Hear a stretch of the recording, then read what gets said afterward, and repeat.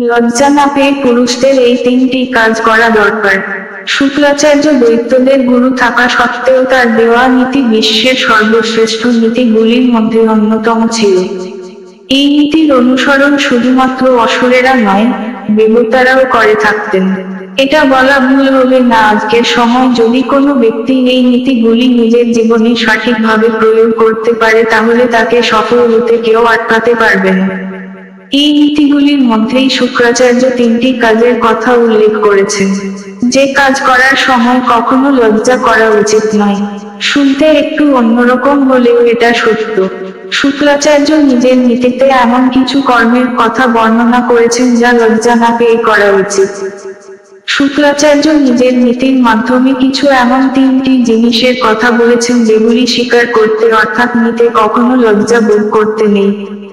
সাথে তিনটি এমন জিনিসের বর্ণনা করেছেন যেগুলো কখনো কাউকে দিতে বা দান করতে লজ্জাবোধ করতে নেই। কারণ এটি হলো সেই শিক্ষা যা আপনাকে অগ্রগতির দিকে এগিয়ে নিয়ে যেতে পারে। চলুন প্রথমে জেনে নেওয়া যাক, শুক্ল নীতি অনুযায়ী যে জিনিসগুলো কখনো কোনো মানুষের কাছ থেকে নিতে লজ্জাবোধ করা উচিত নয়। প্রথম বিষয়টি হলো বিদ্যা। শুক্রাচার্যের মতে একটি বুদ্ধিমান মানুষকে কখনো অন্যের কাছ থেকে জ্ঞান নিতে সংকোচ বোধ করতে নেই। সমাজের বিভিন্নতাকে ভুলে তাকে এই বিষয়টির উপর নজর আন্দাজ করতে হবে যে তাকে এই জ্ঞান দেওয়া মানুষটি কোনো দলিত বা নিচু জাতির ছোট বাচ্চা অথবা কোনো দরিদ্র ব্যক্তি। কেননা বিদ্যা হলো এমন একটি জিনিস যেখানে কোনো মানুষ চাইবে তো কখনো যে কোনো ব্যক্তির কাছ থেকে জ্ঞান নিতে পারে। কিন্তু শর্ত একটাই, তাকে নিজের মনের মধ্যে রাখা লজ্জা এবং সংকোচ বোধকে দূরে রাখতে হবে। দ্বিতীয় বিষয়টি হলো ঔষধ।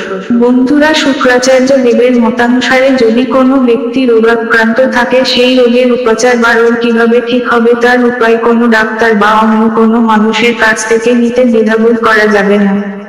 সেই ব্যক্তি হতে পারে কোন দরিদ্র অথবা নিচু জাতির, হতে পারে তার প্রতিবেশী, হতে পারে সে তার শত্রু। কিন্তু তাও যেই হোক না কেন কারো কাছ থেকে সেই রোগ কিভাবে ঠিক হবে তার উপায় জানতে লজ্জা বা সংকোচ বোধ করা যাবে না। তাকে নিজের রোগটি সারানোর জন্য সকল সম্ভব এবং সঠিক উপায় গ্রহণ করা উচিত। যদি কোন ব্যক্তি এই বিষয়টি নিয়ে লজ্জা বা সংকোচ বোধ করেন তাহলে তাকে এর খারাপ ফল ভোগ করতে হবে ভবিষ্যতে। তৃতীয় যে বিষয়টির কথা বলবো তা হলো স্ত্রী রত্ন। শুক্লদেব তার নীতিতে উল্লেখ করেছেন একজন বুদ্ধিমান ব্যক্তি হলো সেই যে স্ত্রী রত্ন অর্থাৎ উত্তম গুণ সম্পন্ন একটি স্ত্রীকে বেছে নেয়। হতে পারে সেই নারী কোনো নিচু জাতির অথবা দরিদ্র, সেই নারী বেশি নাও সুন্দর হতে পারে, তাকে আপন করতে বেশি দেরি করা উচিত নয়।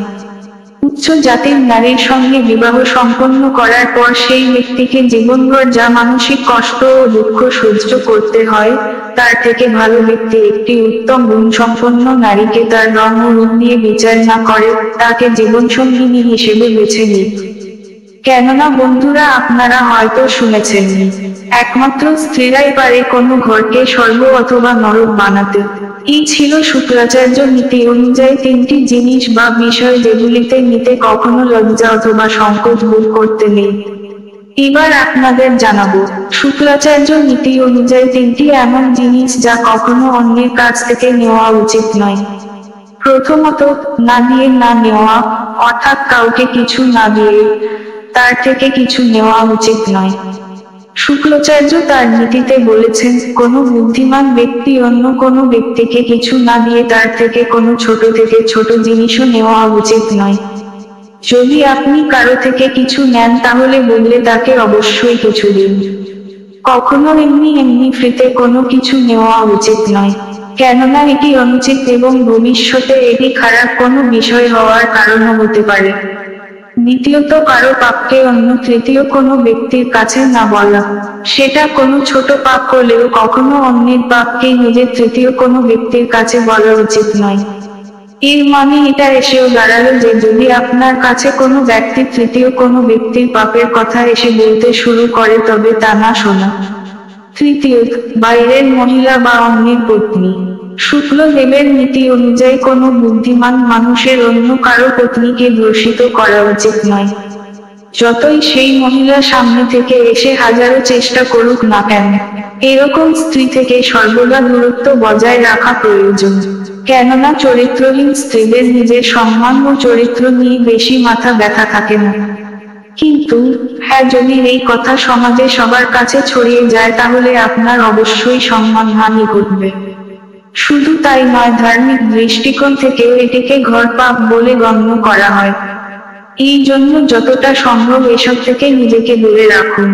এই ছিল শুক্রাচার্যের নীতি অনুযায়ী বেশ কিছু জিনিস যেগুলি করতে কখনো লজ্জা বা সংকোচ করা উচিত নয়।